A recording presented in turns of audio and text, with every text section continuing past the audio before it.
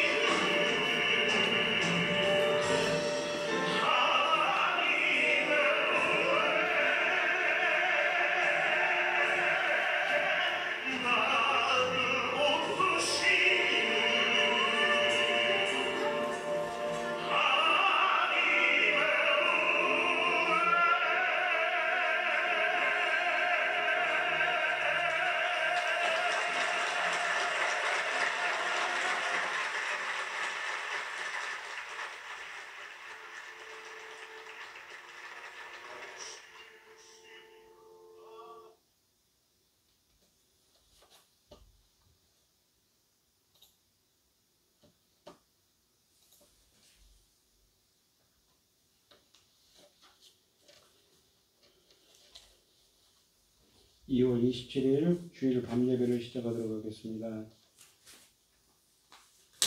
사도신경 말씀으로 신앙 고백하시겠습니다. 전능하사 천지를 만드신 하나님 아버지를 내가 믿사오며 그 외아들 우리 주 예수 그리스도를 믿사오니 이는 성령으로 잉태하사 동정녀 마리아에게 나시고 본디오 빌라도에게 고난을 받으사 십자가에 못 박혀 죽으시고 장사한 지 사흘 만에 죽은 자 가운데서 다시 살아나시며 하늘에 오르사 전능하신 하나님 우편에 앉아 계시다가 저리로서 산자와 죽은 자를 심판하러 오시리라. 성령을 믿사오며 거룩한 공예와 성도가 서로 교통하는 것과 죄를 사하여 주시는 것과 몸이 다시 사는 것과 영원히 사는 것을 믿사옵나이다. 아멘.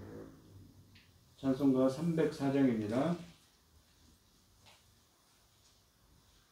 찬송가 304장을 하시고 고영희 집사님 기도해 주시겠습니다.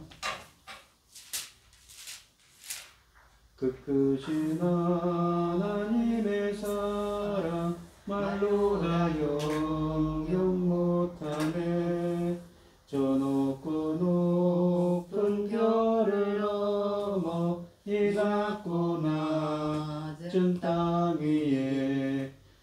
범하며 원구하려 그 아들 보내사 화목제물 삼으시고 죄 용서하셨네.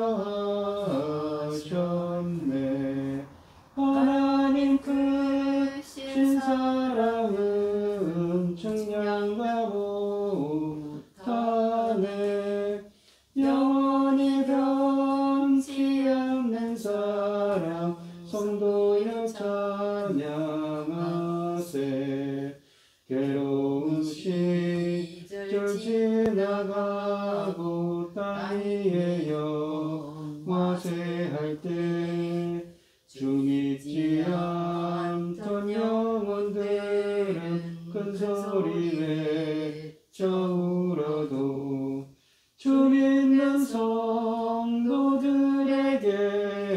큰 사랑 베푸사 우리의 죄 사했으니 그 은혜 잊을까. 하나님 크신 사랑은 측량다 못하네. 영원히 변치 않는 사랑 성도여 찬양하세. 하늘을 두루마리 삼고 바다를 먹물 삼아도 한없는 하나님의 사랑 다리로 갈 수 없겠네. 하나님의 크신 사랑 그 어찌 닿았을까. 저 하늘 높이 쌓아도 채우지 못하리. 하나님 크신 사랑은 측량다 못하네. 영원히 변치 않는 사랑 성도여 찬양하세. 아멘.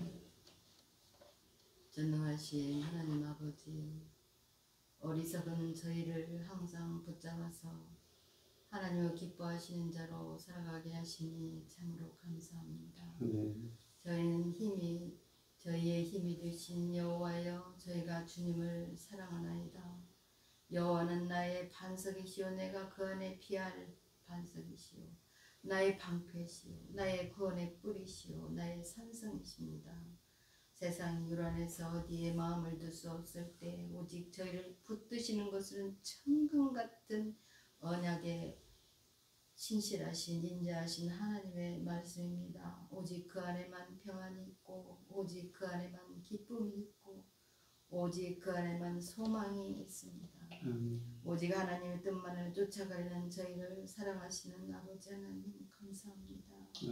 아버지 기뻐하신 자로 살아가며 주시는 크고도 귀한 사명 감당하도록 도와주시옵소서. 뉴스를 봐도 사람들의 이야기를 들어도 희망은 먼 것처럼 보여도 오직 아버지의 언약의 말씀은 그 어둠의 길에서 그 어두운 곳에서 길이 보이지 않는 곳에서 일으켜주시고 오직 하나님을 기뻐하시는 소망을 주시니 감사합니다. 간절히 기도합니다. 대통령이 이 나라를 제대로 끌고 갈 자가 뽑혀야 할 텐데 지금 많이 소란스럽습니다. 저희에는 당면한 문제입니다. 큰 문제입니다. 아버지 도와주시옵소서. 어려운 것이 한두 가지가 아닌데 지도자가 잘못 선출되면 더 어려워질까 걱정이 많습니다. 아버지는 능력의 손으로 붙잡아서 하나님 기뻐하신 자가 당선되도록 도와주시옵소서. 한 번도 겪어보지 못한 어려운 환경에서 힘들어하는 자들이 너무너무 주변에 많습니다. 이 어려운 고비를 잘 견디고 하나님을 기뻐하시는 자로 바로 설 수 있도록 도와주시옵소서. 오직 나는 여호와만 섬기겠노라 선언한 그 선지처럼 저희도 이 어려움을 극복하고 아버지께만 영광을 돌릴 수 있도록 도와주시옵소서. 오늘 말씀에서 귀한 귀를 지으신 이가 듣지 아니하겠느냐, 눈을 만드신 이가 보지 않겠느냐. 진이 늘 감찰하시면서 하나님을 기뻐하신 길로만 가도록 도와주시니 참으로 감사합니다. 어려운 환경을 좋은 환경으로 바꿔주시고 병든 몸을 강건한 몸으로 고쳐주시고 오직 하나님 기뻐하신 자로 살아가도록 항상 붙잡아 주시옵소서. 아멘. 오늘 이 시간 말씀을 들고선 당신의 사랑하는 종을 붙잡아 주세요. 이 기뻐하시는 하나님의 말씀이 우리가 말씀대로, 이 기뻐하시는 하나님의 말씀대로 살아갈 수 있도록 말씀을 펼쳐가도록 아버지께서 친히 간섭하시고 인도하여 주시옵소서. 저희는 오직 아버지 기뻐하시는 것 외에 다른 걸 원치 않지 않습니까? 아버지 기뻐하신 길을 반드시, 아버지 원하시는 길을 반드시, 계획하신 길을 반드시 저희가 쫓아갈 수 있도록 아버지 이끌어 주시고 도와주시고 인도하여 주시옵소서. 이 모든 말씀 억만 죄악 가운데서 구원하여 주신 사랑하는 예수 그리스도 나의 사랑하는 주님의 이름으로 기도드립니다. 아멘. 오늘 함께 하실 하나님의 말씀은 요한복음 2장 1절로 11절 말씀입니다. 교독을 하도록 하겠습니다. 제가 먼저 읽겠습니다. 사흘째 되던 날 갈릴리 가나에 혼례가 있어 예수의 어머니도 거기 계시고 예수와 제자들도 혼례와 청함을 받았더니 포도주가 떨어진지라 예수의 어머니가 예수에게 이르되 저들에게 포도주가 없다 하니 예수께서 이르시되 여자여 나와 무슨 상관이 있나이까 내 때가 아직 이르지 아니하였나이다. 그의 어머니가 하인들에게 이르되 너희에게 무슨 말씀을 하시는지 그대로 하라 하니라. 거기에 유대인의 정결한 예식을 따라 두세 통 드는 돌 항아리 6이 놓였는지라. 예수께서 그들에게 이르시되 항아리에 물을 채우라 하신즉 아귀까지 채우니 이제는 떠서 연회장에 갖다 주라 하심에 갖다 주었더니 연회장은 물로 된 포도주를 맛보고도 어디서 났는지 알지 못하되 물 떠온 하인들은 알더라. 연회장이 신랑을 불러 말하되 사람마다 먼저 좋은 포도주를 내고 취한 후에 낮은 것을 내거늘 그대는 지금까지 좋은 포도주를 주었도다 하니라. 예수께서 이 첫 표적을 갈릴리 가나에서 행하여 그의 영광을 나타내시매 제자들이 그를 믿으니라. 아멘. 찬송가 420장입니다. 너 성결케 위해 늘 기도하며 너 주 안에 있어 늘 성경 보고 온 형제들 함께 늘 사귀면서 일하기 전마다 너 기도하라. 너 성결케 위해 내 머리 숙여 저 은밀히 계신 내 주께 빌라. 주 사귀어 살면 주 닮으리니 널 보는 이마다 주 생각하라. 너 성결케 위해 주 따라가고 일 다급하여도 당황치 말고 참 즐거운 때나 또 슬플 때나 너 주님만 믿고 늘 따라가라. 너 성결케 위해 늘 기도하며 내 소원을 주께 다 맡기어라. 너 성령을 받아 주 섬겨 살면 저 천국에 가서 더 잠설기를. 아멘. 오늘 하나님의 말씀의 제목은 그의 영광을 나타내심에입니다. 오늘 말씀에 있는 가나의 혼인잔치에서 예수님께서 물로 된 혼인잔치에 있는 정결례식에 쓰여지는 물을 포도주로 바꾸는 사건을 행하십니다. 우리가 예수님이 행하는 이러한 기적들은 어떤 신학적인 의미가 있습니다. 그래서 이것은 표적이라고, 세메운이라고 첫 번째 표적이라고 말씀하고 있습니다. 예수님이 가나의 혼인잔치에서 물을 포도주로 만든 사건은 요한복음에서 그가 어떤 분이신지 나타내는 첫 표적입니다. 이 표적은 그를 단순한 기적을 행하는 자가 아닌 새 창조의 하나님 나라를 세울 메시아이시라는 것을 보여주고 있습니다. 예수님은 이 표적을 통해 그가 하나님의 아들이시며 그의 십자가 죽음을 통해 하나님의 영광을 드러내실 것임을 보여주고 계십니다.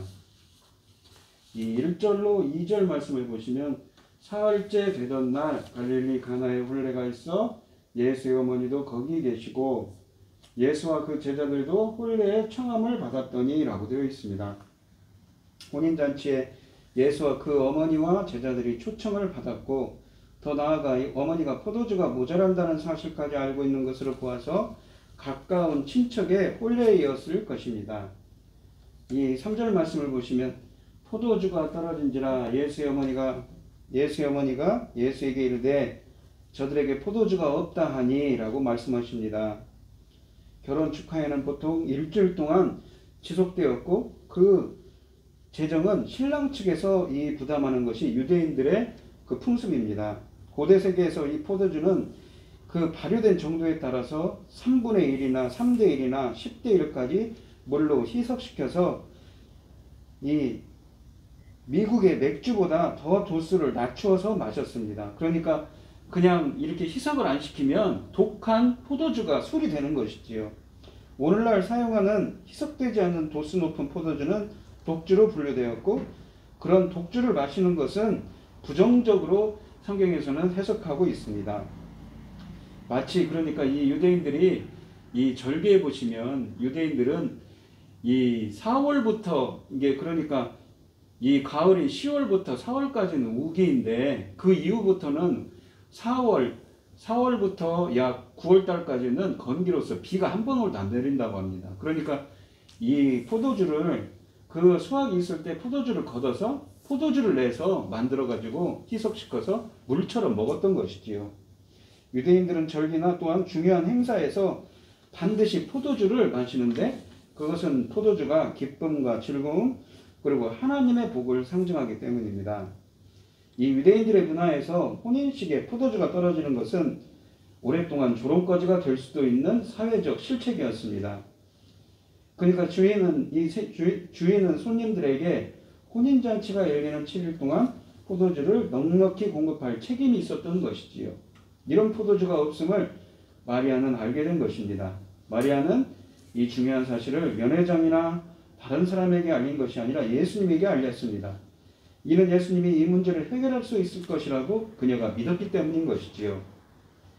4절 말씀을 보시면 예수께서 이르시되 여자여 나와 무슨 상관이 있나이까 내 때가 아직 이르지 아니하였나이다.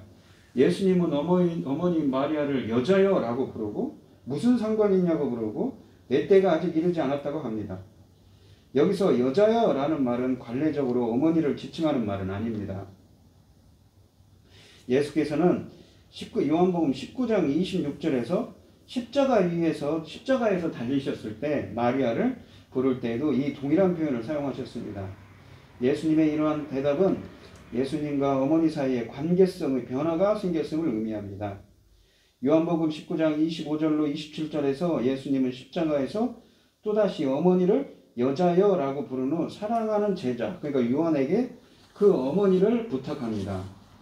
사랑하는 제자에게 마리아를 부탁하여 새로운 가족을 만들어 준 이 사건은 인간으로서 마리아와 가졌던 모든 관계를 끊고 하나님과 성도라는 새로운 관계로 정립되었음을 보여주는 것입니다. 왜냐하면 예수님은 십자가 사건을 통해 이 아들의 영광의 절정을 보이고 본래 가졌던 하나님으로 복귀하기 때문입니다. 그러므로 이 여자여라는 호칭은 관계의 변화를 보여줍니다. 지금 예수님은 마리아의 아들로서가 아니라 메시아로서 마리아를 대하고 계시는 것이지요. 나와 무슨 상관이 있나이까 라고 또 말씀하시는데 이것을 헬라어 원문으로 직역을 하면 당신과 나는 무엇입니까? 혹은 당신과 나는 누구입니까? 라는 말입니다.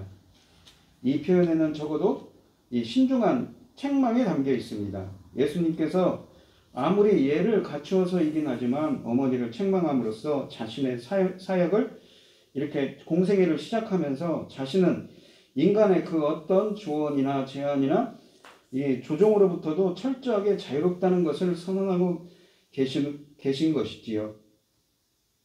그는 자기가 온 목적을 이루기 위하여 사역을 시작하였고 그의 유일한 길잡이는 하늘에 계신 그의 아버지의 뜻이었습니다. 이제 그는 자기가 온 목적을 이루기 위해 사역을 시작하면서 가족으로서의 유대관계를 비롯한 모든 것을 하나님이 그에게 준 사명을 이루는 일에 종촉시킵니다. 이 예수님은 이 세례를 받고, 그러니까 세례 요한에게 세례를 받고 하나님의 아들로 증거되었으며 이제 하나님의 사역인 십자가의 길을 걸을 것이니 나와 당신과의 인간관계는 이제 끝을 맺어야 한다고 말하는 것이지요. 그러니까 그 사건 이후에 첫 번째 이 사역을 하고 계신 것입니다. 내 때가 아직 이르지 아니하였느냐라는 말에서 이 내 때라는 말, 보통 그의 십자가 죽음과 영광스럽게 되심을 나타내는 표현입니다. 예를 하나 들어보면 요한복음 13장 1절에 보시면 6월절 전에 예수께서 자기가 세상을 떠나 아버지께로 돌아가실 때가 이른 줄 아시고 세상에 있는 자기 사람들을 사랑하시되 끝까지 사랑하시니라 라고 되어 있습니다. 이 본문에서 때에 대해 언급한 의도는 예수님이 어머니와의 관계를 끊고 온 인류의 구주로서 십자가의 길을 걷기 시작하였으며 그 때가 아직 이르지 않았으므로 그 때를 위해 하나님의 일을 해야 한다는 것이지요. 이러한 때의 관점에서 마리아를 여자여로 부른 예수님의 호칭 변화는 지금까지 자신의 위치에 의지의 중심 역할을 하였던 어머니와의 관계가 변화하고 어머니와의 관계를 변화시키고 이제부터는 하나님의 때, 즉 자신을 보내신 하나님 아버지의 의지를 따라 십자가의 길을 갈 것을 보여주고 계십니다. 예수님은 공생애를 시작하면서 메시아로서 자신의 사역의 정점과 완성인 십자가에 못 박힐 때를 바라보고 계신 것이지요. 그런 면에서 이 본문에 있는 이 포도주는 무엇입니까? 그렇게 되면 십자가 사건을 바라보고 있다는 것 보시면 이 십자가는 우리가 예수님께서 이 예수님의 피, 예수님의 흘리신 피를 상징한다고 볼 수 있습니다. 이 누가복음 22장 18절로 22절에 보면 마지막 만찬 때 이런 말씀이 있지 않습니까? 최후의 만찬 때 내가 너희에게 이르노니 내가 이제부터 하나님의 나라가 임할 때까지 포도나무에서 난 것을 다시 마시지 아니하리라 하시고 또 떡을 가져 감사하기도 하시고 떼어 그들에게 주시며 이르시되 이것은 너희를 위하여 주는 내 몸이라 너희가 이를 행하여 나를 기념하라 하시고 저녁 먹은 후에 잔도 그와 같이 하여 이르시되 이 잔은 내 피로 세우는 새 언약이니 곧 너희를 위하여 붓는 것이라 라고 되어 있습니다. 그러니까 새 언약의 피, 예수님께서 이 포도주 잔을 드시고 그러시죠. 이 3절 말씀에서는 홀레에 포도주가 요한복음 2장 3절에서는 홀레에 포도주가 있어야 한다고 했었습니다. 그런데 그 포도주는 예수님의 피를 상징한다는 것이지요. 또한 성경에서 이 주님과 백성, 그러니까 주님과 언약을 맺은 백성들의 관계를 무엇이라고 하냐면 언약 백성들의 관계를 혼인 관계로 표현합니다. 이 예레미야서 31장 32절에 보시면 우리가 가나의 혼인잔치에 왔지 않습니까? 이 언약은 내가 그들의 조상들의 손을 잡고 애굽 땅에서 인도하여 내던 날에 맺은 것과 같지 아니할 것은 어떤 언약입니까? 옛 언약이죠. 시내산에서 맺었던 언약이죠. 내가 그들이 남편이 되었어도 그들은 내 언약을 깨뜨렸습니다. 하나님의 말씀입니다. 그러니까 이 언약 백성들을 결혼 관계로 남편과 신랑인 주님과 신부인 그 인간들, 이 반대편에 있는 인간들로 표현한 것이지요. 또한 이 사사기서 2장 17절에 보시면 다른 시들을, 그러니까 구약성경에 보시면 이 언약 백성들을 남녀 간의 결혼 관계로 표현을 하기 때문에 우상 숭배하는 것을 뭐라고 하겠습니까? 사사기서 2장 17절에 보시면 다른 신들을 따라 음행한다고 표현한 거죠. 다른 신들, 우상 숭배하는 것을 음행한다고 자나라는 히브리어를 씁니다. 이 에베소서 5장 32절에 보시면 남편과 아내의 관계를 얘기하면서 이 그리스도와 교회에 관한 이야기로 이야기를 합니다. 이야기를 했는데 5장 20절로 31절에 보시면 22절로 31절에 보시면 남편과 아내의 관계를 이야기하고는 이렇게 표현합니다. 32절에 이 비밀이 크다. 나는 그리스도와 교회에 대하여 말하노라. 그러니까 하나님과 언약 백성들, 하나님과 교회의 관계를 남편과 아내의 관계로 이 성경은 말하고 있는 것이지요. 교회는 건물이 아니라 우리 불러내임을 받은 이 예수님을 믿는 성도들의 모임이 바로 교회죠. 우리가 요한계시록 19장 6절로 8절에 보시면 어린 양의 혼인잔치가 있습니다. 거기에 보시면 빛나고 깨끗한 세마포 옷을 입은 자들과의 어린 양의 혼인잔치가 열리지요. 그러니까 이 언약 백성들, 하나님과 이 언약 관계에 있는 하나님의 백성들을 이렇게 칭할 때 이런 표현을 씁니다. 또 내가 들으니 허다한 물의 음성과도 같은 맑은 물소리와도 같고 큰 우레소리와 같은 소리로 이르되 할렐루야 주 우리 하나님 곧 전능하신 이가 통치하시도다. 우리가 즐거워하고 크게 기뻐하며 그에게 영광을 돌리세. 어린 양의 혼인 계약이 이르렀고. 그러니까 어떻습니까? 아까 그 교회를 예수님과 교회를 갖다가 남편과 아내로 했는데 이 요한계시록에 와서 어린 양의 혼인잔치가 열리는 것이죠. 그의 아내가 자신을 준비하였으므로 그에게 빛나고 깨끗한, 빛난다는 건 그 광채가 비칩니다. 그 깨끗함이라는 것은 카사로스라고 해서 정결한 세마포 옷을 입도록 허락하셨으니 이 세마포 옷은 성도들의 옳은 행실이니라. 홍실이로다 하더라. 이 옳은 행실이라는 말은 우리가 믿음으로 의롭게 된다 할 때 그 의롭다는 디카이오가 들어간 합성어입니다. 의롭게 된 자, 믿음으로 그렇게 의롭게 된 자들, 로마서에서 말하는 그렇게 의롭게 된 자들에게 입혀주는 옷이 정결한 세마포 옷을, 깨끗한 세마포 옷을 입혀준다는 것이지요. 이 11장, 고린도후서 11장 2절에 보시면 내가 너희를 정결한 처녀로 한 남편인 그리스도께 드리려고 중매함이로다 라고 사도 바울이 이야기합니다. 고린도 교회 성도들한테. 그러니까 자기가 하는 사역이 무엇인가? 그리스도께, 남편인 그리스도께 신랑 예수께 신부인 그리스도의 성도들을 인도하는 일을 하는 것, 제사장적 사명을 감당하는 것이지요. 즉 요한복음 2장 1절부터 4절의 말씀은 어떤 의미를 담고 있냐면 상징하냐면 어린 양의 혼인잔치, 이러한 이 혼인은 남편과 아내, 하나님과 이 언약 백성들의 관계에 있는데 거기에 청함을 받으려면, 거기에 들어가려면 어떻게 됩니까? 포도주가 상징하는 예수님의 피가 있어야 된다는 것이죠. 그 혼인잔치에는 말입니다. 이 2장 5절에 보시면 그의 어머니가 하인들에게 이르되 너희에게 무슨 말씀을 하시든지 그대로 하라 하니라. 이 어머니가 하인들에게 예수님이 시키는 대로 하라고 한 말에는 아직 누구도 새 시대의 도래를 감지하지 못할 때에 오직 어머니만이 이를 감지한 인물임을 보여주고 있습니다. 예수님의 온유한 책망을, 사절에 있는 그러한 책망을 떨쳐버리고 인내하는 믿음의 최고 모범을 보여줍니다. 마리아는 가족으로서의 유대감각을 이용해서 무엇인가를 해보고자 한다는 책망을 들었음에도 불구하고 이 문제를 예수님의 손에 맡겨놓는 것으로 온전히 만족하는 믿음을 나타내 보였던 것이지요. 그는 예수께서 무엇을 하게 될지를 여전히 알지 못하였지만 이 문제를 그에게 맡기고 그를 신뢰했습니다. 이 6절 말씀을 보시면 거기에 유대인의 정결 예식을 따라 두세 통 드는 돌 항아리 6이 놓였느니라 라고 되어 있습니다. 거기는 어디입니까? 혼인잔치죠. 혼인잔치를 하는 곳에 있습니다. 여기는 그러니까 어린 양의 혼인잔치를 아까 뜻한다고 했지 않습니까? 혼인잔치에 가나에서 이 혼인잔치가 열렸는데 거기에는 그리스도의 피, 십자가, 예수 그리스도의 십자가의 보혈이 필요한데, 포도주가 필요한데 거기에 정결 예식을 따라 두세 통 되는 돌 항아리 6이 놓였느니라. 게 물이 들어있는 거죠. 정결 예식 때 들어가는 물을. 근데 그 물을 예수님께서 변화를 시킵니다. 이 어린 양이신 예수 그리스도의 혼인잔치입니다. 어린 양의 혼인잔치에는 하나님과의 관계를 회복하기 위해 정결의식에 쓰는 물이 필요하고 그 물은 포도주, 예수님께서 십자가에서 흘리신 피라고 말씀하고 계신 것이지요. 이 결례라는, 우리가 정결 예식이라는 것을 줄여서 두 말로 줄이면 뭐니까 가운데 있는 말만 결례, 깨끗하게 되시는 의식인 것이지요.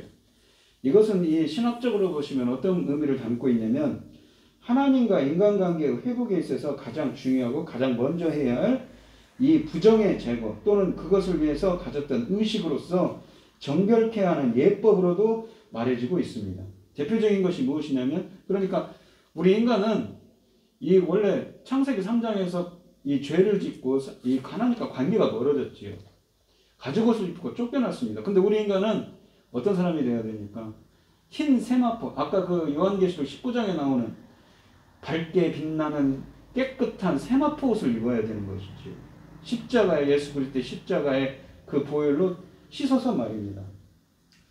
이 죄를 씻어야 주께 그래서 가까이 나아갈 수 있다는 의미를 담고 있습니다. 이 히브리서 8장 5절에 보시면 이런 말씀이 있습니다. 그들이 섬기는 건 그들은 그러니까 구약의 성막에 대한 이야기를 하고 있습니다. 신약과 이 히브리서는 상당히 중요한 책인데 신약과 구약과 신약의 관계에 대한 이야기를 하죠. 그들이 섬기는 것은 하늘에 있는 것의 모형과 그림자라.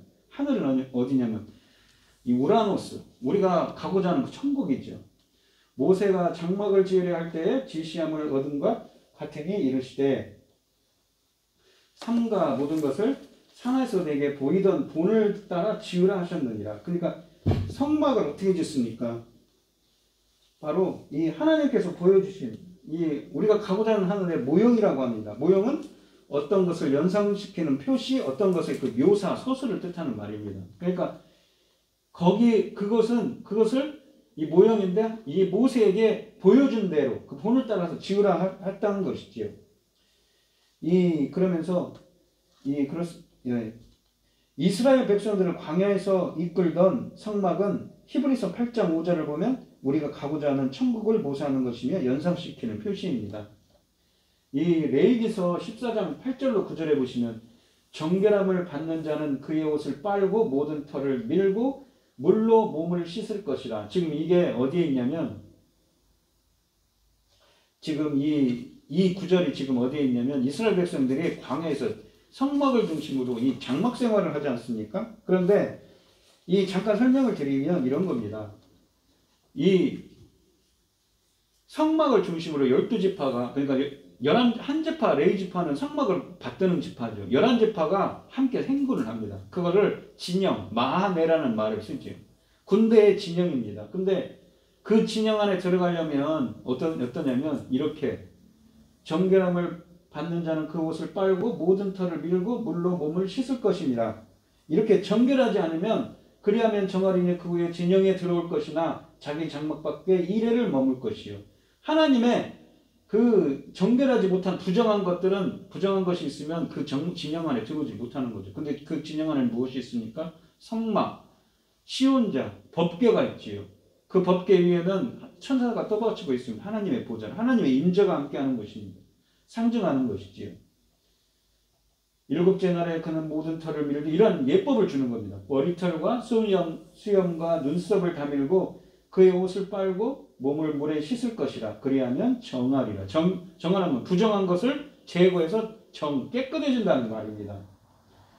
또한 무엇입니까? 레위기서 16장 2절로 4절에 보시면 여호와께서 모세에게 이르시되 내 형 아론에게 그러니까 대제사장이죠. 이르라 성소에 휘장한 법궤의 속죄소 앞에 아무 때나 들어오지 말라. 그리하여 죽지 않도록 하라. 이는 내가 구름 가운데서 속죄소 위에 나타남이니라. 그러니까 이 속죄소라는 데가 무엇이냐면 우리가 이제 이 로마서에 이야기할 때도 했지만 법궤 있지 않습니까? 법궤.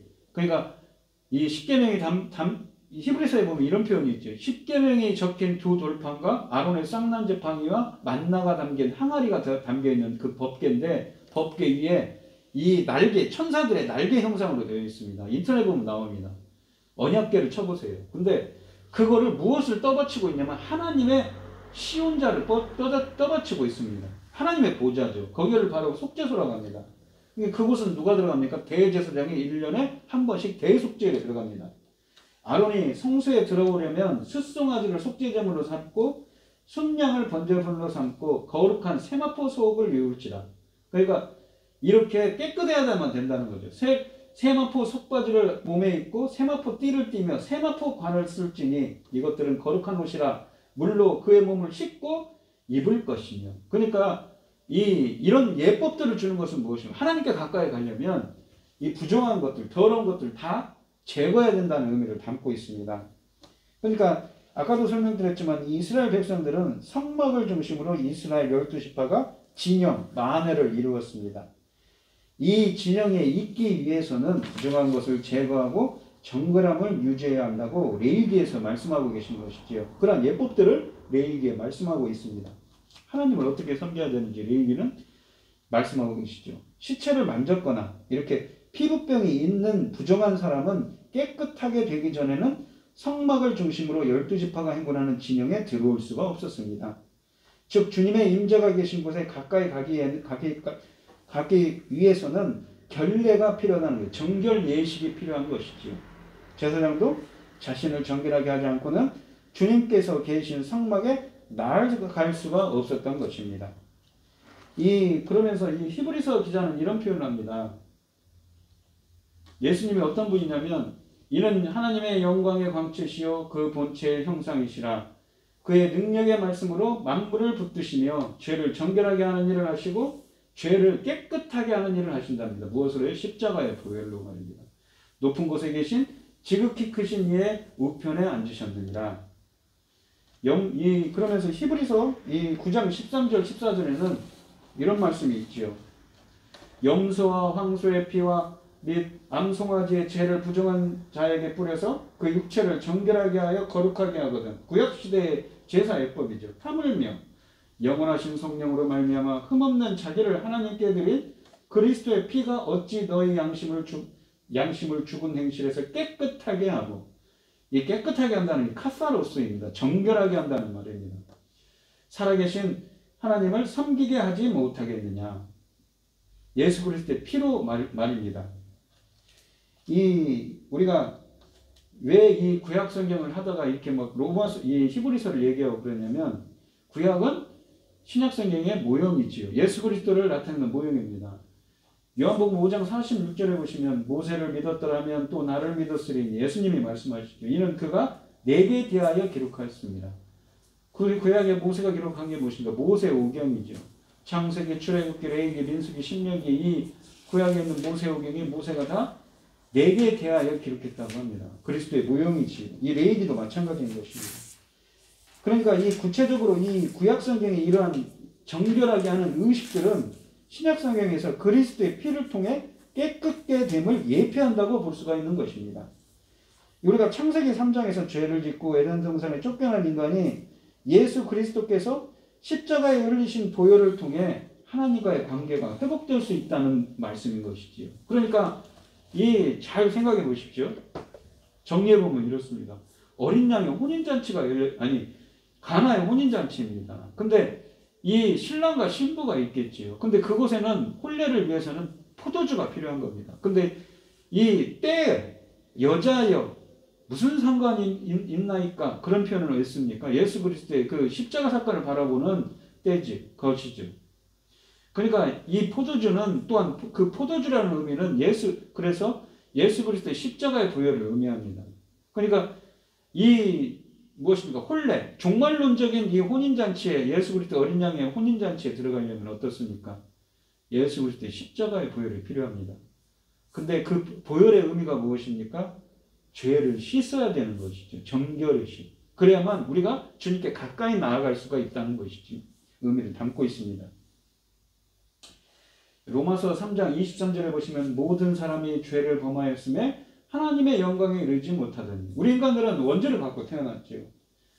그가 요한일서 1장 7절에 보면 그가 빛 가운데 계신 것 같이 우리도 빛 가운데 행하면 이 페리파테오입니다. 이게 그 길로 걸어가는 거죠. 우리가 서로 사귐이 있고 그 아들 예수의 피가 우리를 모든 죄에서 깨끗하게 하실 것이에요. 예수 그리스도께서 하신다는 거죠. 예수 그리스도의 피가 말입니다.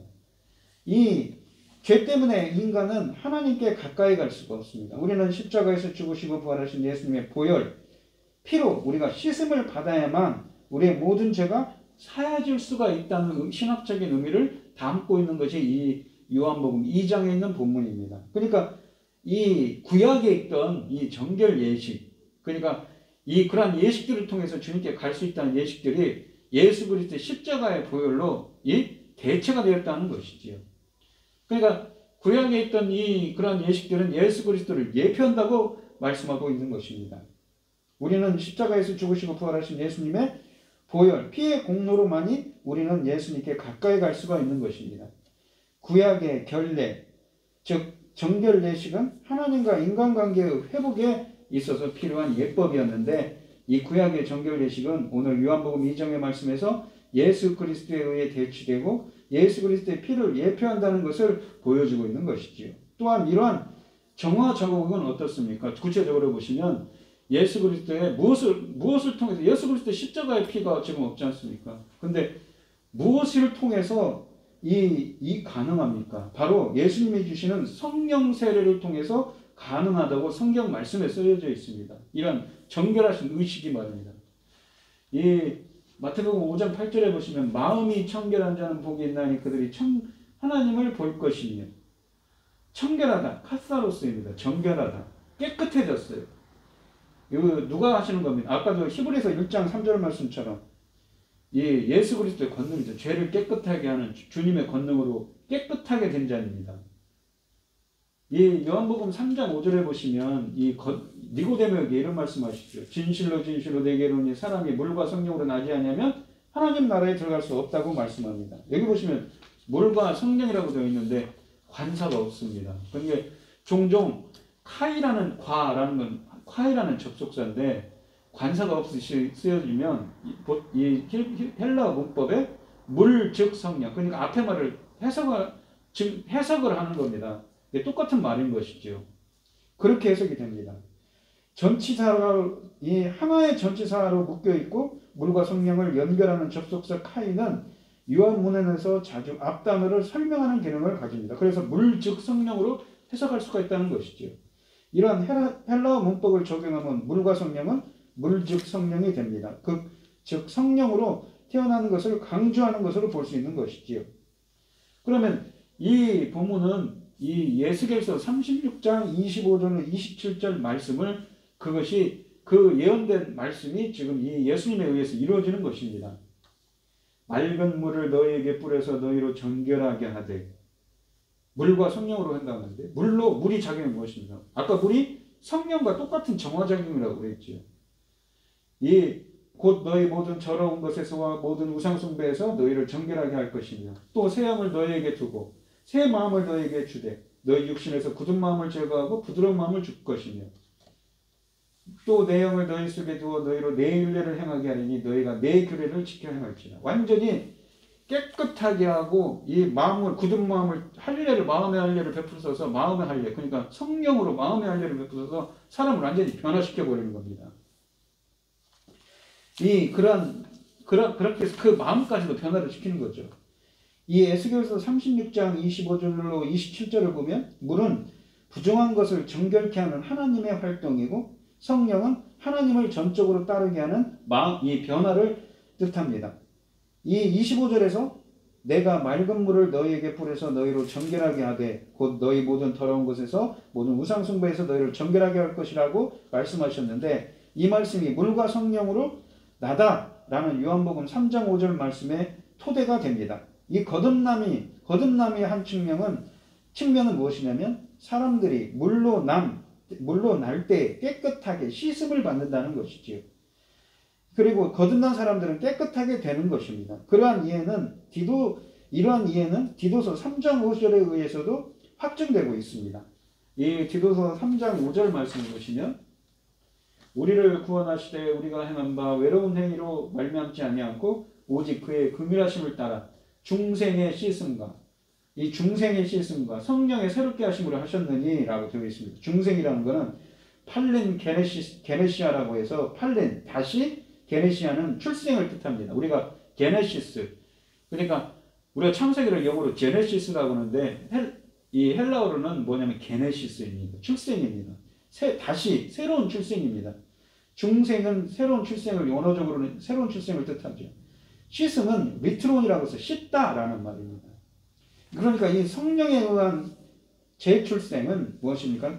거듭남은 무엇입니까? 죄의 씻음을 동반하고 성령은 물이 정결하게 하듯이 신자를 정결하게 하며 새롭게 태어나 그렇게 태어나도록 한다는 것이지요. 예수님은 성령을 통해 우리를 새로운 존재로 만드십니다. 새로운 생명으로 태어나는 것은 율법과 혈통으로 되는 것이 아닙니다. 오직 성령의 역사로만 가능한 것이지요.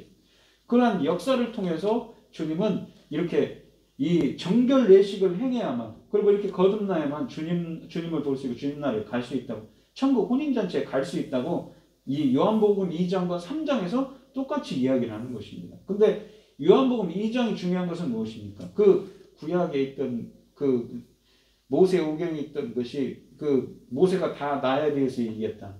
요한복음 5장 46절 말씀처럼 구약에 있던 그 옛 질서가 예수 그리스도로 대체됐다는 것이죠. 예수 그리스도를 그리고 예표한다는 의미를 담고 있습니다.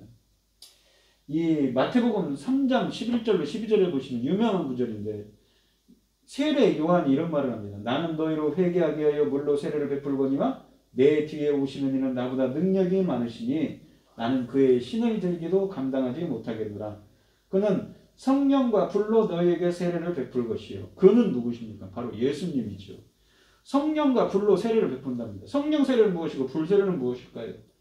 손에 키를 들고 자기의 타작마당을 정하게 하사. 이 키라는 거는 타작마당, 이것은 구약 성경이에요. 보통 이사야서나 같은 예레미야서 같은 선지서에 나오는데 뭐냐면 심판을 뜻하는 구절들입니다. 그 상징하는 말들이죠.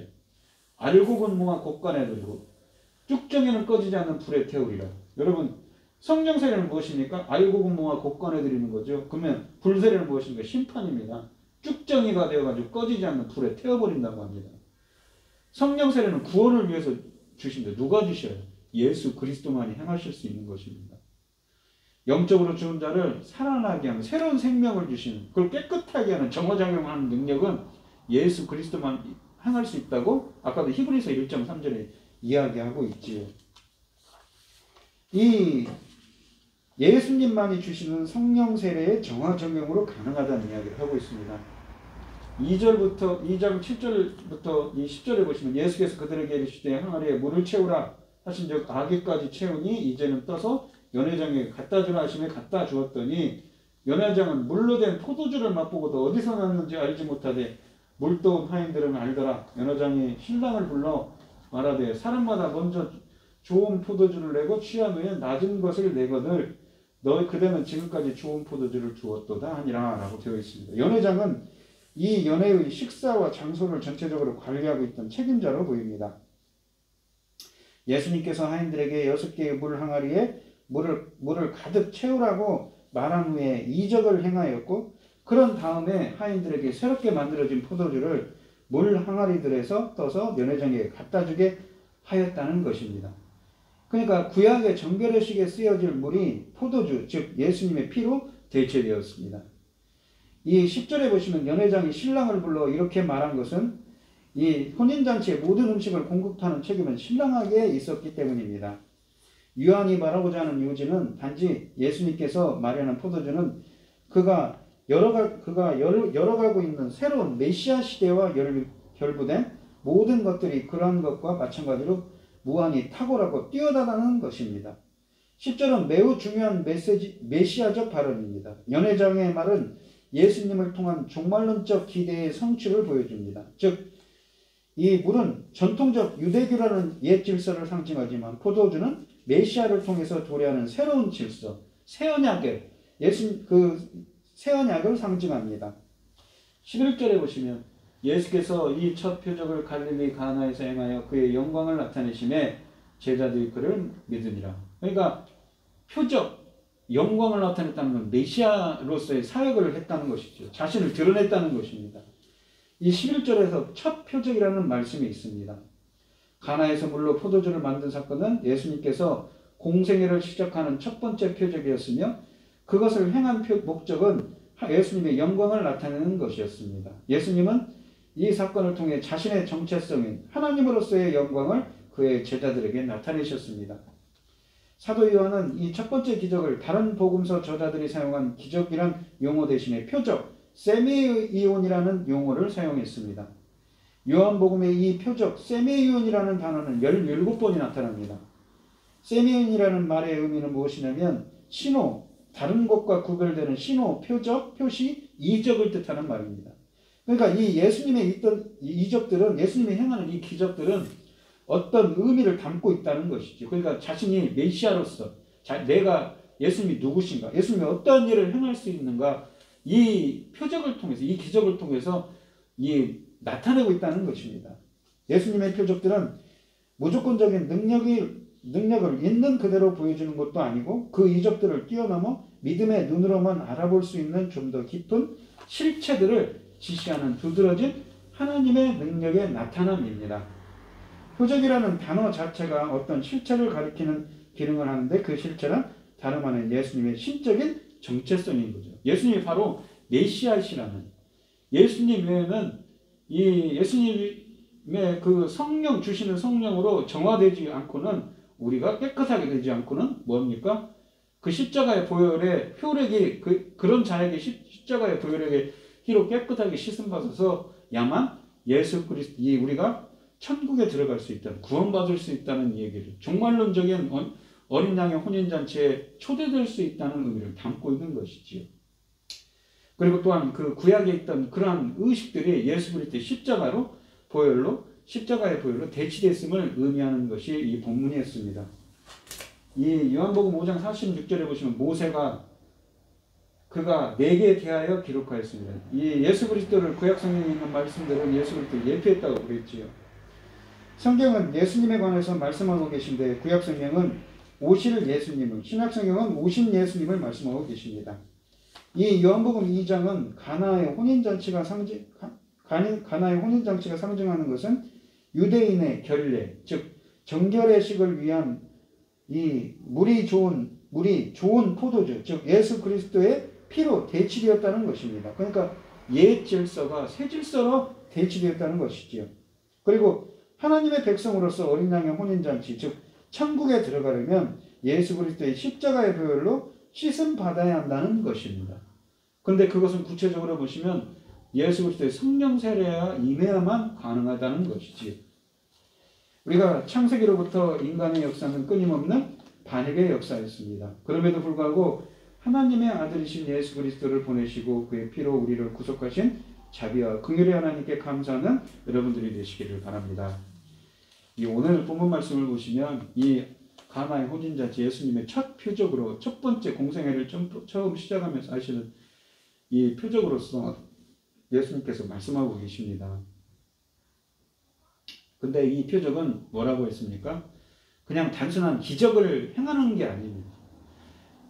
이러한 이 예수님의 사역을 통해서 무엇인가 신학적인 의미를 담고 있는데, 구약에 있던 이 정결례식, 깨끗하게 되어야만 내 안에 그 사람이 상당히 영적인 의미를 담고 있는 거죠. 우리는 영적으로 더러운 것이 많고, 우리는 원래 깨끗한 존재, 원래 원죄를 감고 태어나기 때문에 이 지옥에 갈 수밖에 없는데 버려야 할 것이 많은 존재인 것이지. 근데 예수 그리스도의 십자가의 보혈로 그 포도주로 씻을 봐야 되야만, 정결의 시계에 쓰여졌던 그 물처럼 예수 그리스도의 피로 씻음 받아야만, 죄를 씻음 받아야만 종말론적인 어린 양의 혼인잔치에 초대가 될 수가 있다는 의미입니다. 우리가 마치 에덴 동산에서 창세기 3장에서 이 아담과 하와가 가죽옷을 입어 쫓겨났듯이 죄의 상징인, 전적 부패의 상징인 칼빈이 얘기하죠. 그 가죽옷은 인간의 전적 부패를 상징한다고요. 그 전적 부패를 상징하는 이 가죽옷을 입었던 인간이 맑고 깨끗한 세마포 옷을 입는, 요한계시록 19장에 있는 말씀처럼 말입니다. 그렇게 깨끗한 옷을 입기 위해서는 어떻습니까? 이렇게 예수 그리스도께서 행하시는 정결의식, 예수 그리스도의 십자가의 보혈로, 또한 성령의 그런 정화작용이 있어야만 우리는 이러한 구원받을 수 있고 어린 양의 혼인잔치에 초대될 수 있다는 의미를 담고 있는 것이지요. 우리 성도님들도 이 메시아이신 예수 그리스도께 먼저 감사하고, 우리가 이러한 성령의 은혜는 그렇다면 어떤 사람들에게 임합니까? 우리가 로마서 이야기를 했는데 어떤 사람입니까? 로마서 2장 7절처럼 참고 선을 행하며 영광과 존귀함과 썩지 아니함을 구하는 자죠. 또 이 마태복음 5장 3절에 있는 것처럼 심령이 가난한 자입니다. 에스겔서 이사야서 57장 15절에 있지 않습니까? 마음이 가난한 자와 함께 있나니 그러지 않습니까? 그리고 그들의 영을 소생시킨다고 하셨습니다. 겸손하게 또한 참고 선을 행하며 주님이 기뻐하시는 뜻을 행하고 영광과 존귀함과 썩지 않음을 구하는 자들, 그러한 사람들이 되셔서 이러한 성령의 은혜가 함께하고 주님께 감사할 수 있는 우리 성도님들이 되시기를 축원드리겠습니다. 기도하겠습니다. 하나님 아버지 감사합니다. 오늘 주신 말씀에서 예수님이 행하신 첫 번째 표적 가나의 혼인잔치의 말씀을 함께 묵상해 보았습니다. 예수님은 공생애를 시작하면서 첫 번째 표적으로 가나의 혼인잔치에서 물을 포도주로 변화되는 사건을 말씀하십니다. 이것은 바로 구약에 있었던 정결례식, 우리가 주님께 가까이 나아가려면 우리 안에 있는 더러운 것들은 다 제거해야 되는, 부정한 것을 정하게 깨끗해야, 정결해야 되는데 그 구약에 있던 의식들을, 그 옛 질서들을 새로운 질서로, 바로 예수 그리스도의 십자가의 보혈로 대체함을 의미한다고 이 본문을 통해서 알게 되었습니다. 예수 그리스도의 은혜, 예수 그리스도의 성령 세례, 예수 그리스도의 십자가의 보혈의 은혜가 없다면 우리는 주님의 보좌 앞에 담대히 나아갈 수가 없는 거죠. 히브리서 기자가 말씀하듯이, 기자를 통해서 주님께서 말씀하듯이 말입니다. 오늘 이 시간 주님의 은혜를 구합니다. 주님의 성령의 은혜를 구합니다. 십자가의 보혈의 은혜를 구합니다. 주님께서 저희들에게 은혜 베풀어 주시고 함께하여 주셔서 주님의 은혜가 함께하고 항상 그 은혜에 감사할 수 있도록 하나님의 은혜를 체험하고 주님께 감사할 수 있는 저희들이 되게 하여 주시옵소서. 이 모든 말씀 거룩하신 예수 그리스도의 이름으로 기도드리옵나이다. 아멘. 찬송가 423장입니다.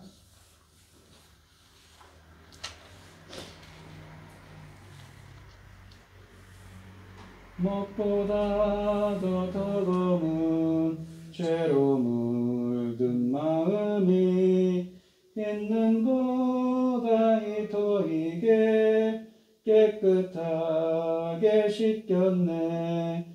주의 보혈 흐르는데 믿고 뛰어나가 주의 은혜 내가 입어 깨끗하게 되었네. 모든 의심 걱정과 두려움이 사라져 슬픈 탄식 변하여 기쁜 찬송 되었네. 주의 보혈 흐르는데 믿고 뛰어나가 주의 은혜 내가 입어 깨끗하게 되었네. 세상 부귀 영화와 즐겨하던 모든 것 주를 믿는 내게는 분토만도 못하다. 주의 보혈 흐르는데 믿고 뛰어나가 주의 은혜 내가 입어 깨끗하게 되었네. 나의 모든 보배는 저 천국에 쌓였네. 나의 평생 자랑은 주의 십자가로다. 주의 보혈 흐르는데 믿고 뛰어나가 주의 은혜 내가 입어 깨끗하게 되었네. 이제는 주 예수 그리스도의 은혜와 하나님의 극진하신 사랑과 성령의 교통하심이 예수 그리스도의 십자가의 보혈의 은혜를 소원하는 성도들 머리머리 위에 이제로부터 영원히 함께 있을지어다. 아멘.